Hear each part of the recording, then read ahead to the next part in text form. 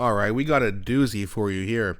So Mark Carney released an ad where he's trying to sound as much like Pierre Poilievre as possible, which is very weird considering how all the criticism from Pierre Poilievre or for Pierre Poilievre is, oh, he's like Trump, oh, he's an asshole.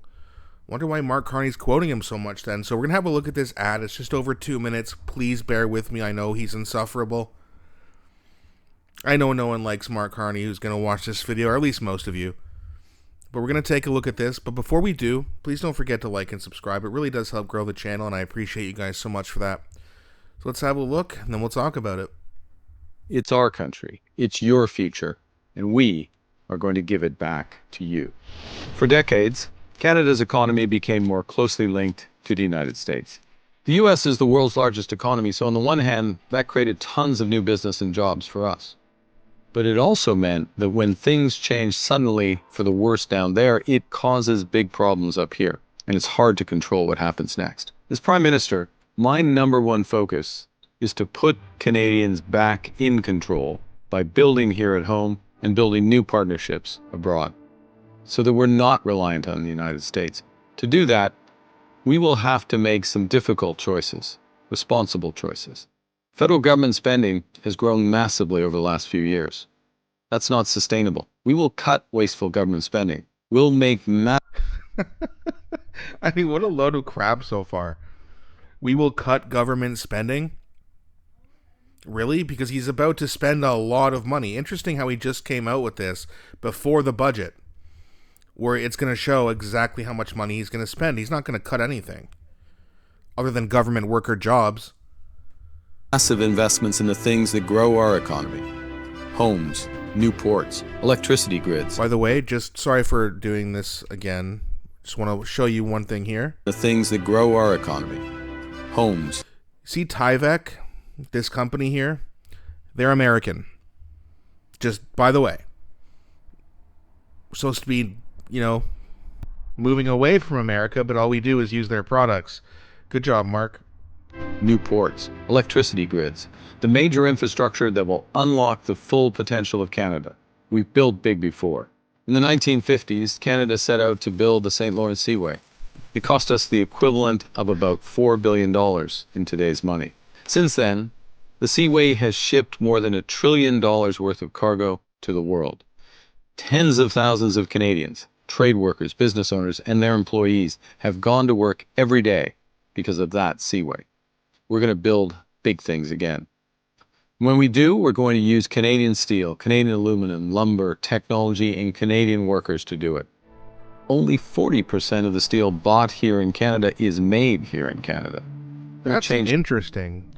So according to Mark Carney, we're going to use it and produce it. But didn't he say this? See if you guys remember this. The large polluters pay. And so what happens... But does that not ultimately trickle down? No, because what the big companies are producing, by and large, are not products that we are consuming. There's some element of that, but by and large, a steel company, how much steel are you using these days, Todd? I mean, not as much, not as the large polluters pay. How much steel are you using? What he's referencing there is the fact that no one's using steel anymore. Now, for people who aren't aware of this, steel production is one of the largest industrial sources of greenhouse gas emissions, accounting for approximately 7 to 9% of global CO2 emissions. So in his book, Values, and I mean, he's on tape saying things like this a bunch of times, he has said that climate change is one of the biggest issues for him. And then he's on that interview with CTV saying no one uses steel anymore. Now he's saying we're going to use a bunch of steel. Which Mark Carney do you believe? I mean, the guy's flip-flopping all over the place. I personally believe the part that he put in his own book to be true. He's not going to unleash the steel industry. Not to mention, if you're a liberal and you are into this whole climate nonsense, the fear-mongering that comes with it, wouldn't you not like this? Oh, that's right, because it's liberal by... It's Mark Carney doing it, so I'm fine with it now. Absolutely ridiculous. We'll be our own best customer, and we're going to sell to the world. Yes, we'll keep trading with the U.S., but we will double what we export to everywhere else.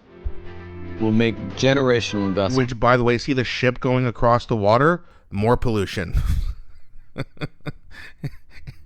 You're going to use a lot more gas to get things over to Europe than you are to truck things into the United States, Mark. So what's going on, Mr. Climate? What a weird flip-flop. To protect our communities, our borders, our way of life. Investments to build a stronger economy where everyone has a chance to get ahead. And investments to empower Canadians with new opportunities, better careers, and a lower cost of living. It's time to take control of our future, bet big on ourselves, and play to win. It's time to build Canada strong. I mean, and the worst part about it is that there will be people who actually believe it. They will believe this guy right here who just clearly flip-flopped. I just showed you. He thinks no one's using steel, and obviously it causes a lot of pollution, so you'd think a guy like that wouldn't want to use it. But then he's in an ad saying they're going to unleash the industry. And the worst part is there's going to be people who go, yeah, I agree. Well, which part do you agree with? The climate part or the part that he's going to unleash the steel industry? And if you believe that he's going to unleash the steel industry, why wouldn't that make you mad if you're into this climate nonsense? Because I'm a liberal and I don't have a brain. Mark Carney tells me what to think and therefore I think it. That's all it is. It's wild. It almost leaves me speechless. Like I'm sitting here like, what do you even say about that? It's absolutely wild. And again, you can say crazy things like this, but usually that would make you unelectable. But now it's all about, oh, I just like this guy as a person, even though I know nothing about his banking history. I heard his resume and it sounds impressive, so therefore I like him. Elbows up. They keep saying they're going to do this, they're going to do that. But then you have weird flip-flops like this, and you don't even know what to believe. Except the part where if you have a little bit of common sense and you know what to believe, because this guy is a liar, blatantly. He did it multiple times throughout the election campaign. Remember when he said that we supply America with the most semiconductors? No, we don't. We're not even in the top 10. Blatant lies. I'm going to be tough on President Trump.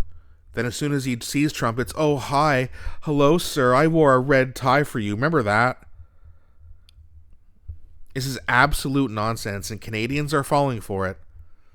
And again, my worry is that he's going to get a deal with Trump sometime before March, before the NDP has a new leader, before they get support back, call an election right after they glaze over the deal that Mark Carney gets, whether it's good or not. He goes up in the polls, he calls a snap election, and he gets a majority. Then we are truly fucked. With a capital F. Undoubtedly, truly fucked. And that's what I'm hoping to avoid. So if you don't mind, please like, subscribe, comment, trigger that algorithm for me so this video gets pushed out to more and more people, and share it with the young people in your life. We need high voter turnout, especially from the young men, because young men are the demographic that votes the least.